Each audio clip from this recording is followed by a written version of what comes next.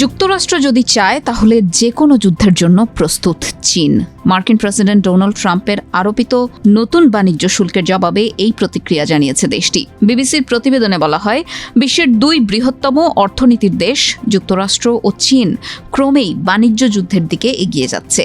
Trump প্রশাসন চীনা পণ্যের ওপর শুল্ক আরোপ করার পর পাল্টা জবাবে চীনও 10 থেকে 15% শুল্ক বসিয়েছে মার্কিন কৃষি পণ্যের ওপর।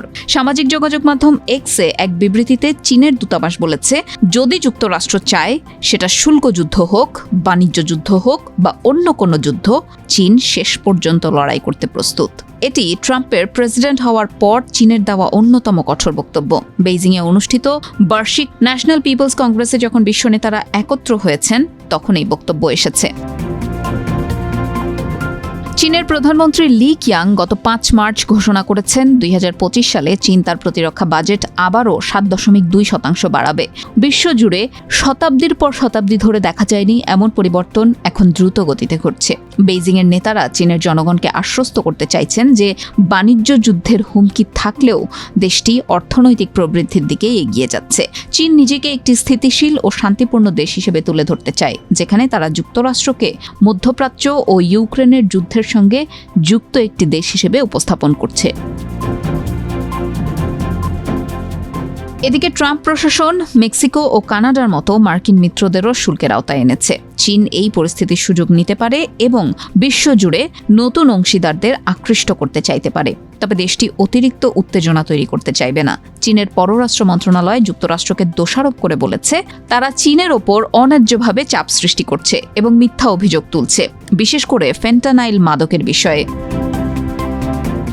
চীনের পররাষ্ট্র মন্ত্রণালয়ের এক মুখপাত্র বলেছেন, ভীতি প্রদর্শন আমাদের ভয় দেখাতে পারবে না। আমাদের ওপর অত্যাচার বা চাপ প্রয়োগ করেও কিছু অর্জন করা যাবে না।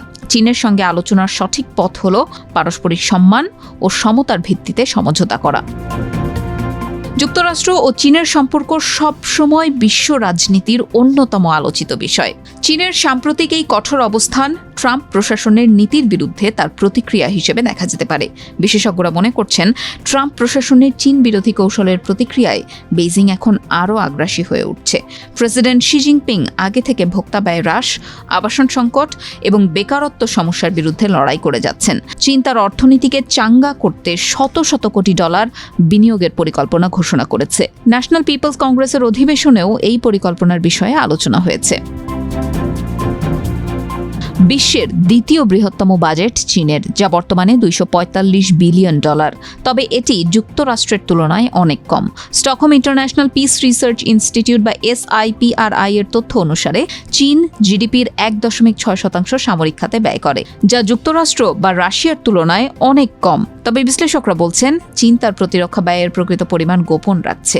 বিশ্বজুড়ে বাণিজ্য ও রাজনৈতিক অস্থিরতার মধ্যে চীন যুক্তরাষ্ট্র সম্পর্ক ভবিষ্যতে কোন দিকে যাবে তা নিয়ে এখন চিন্তা সবার।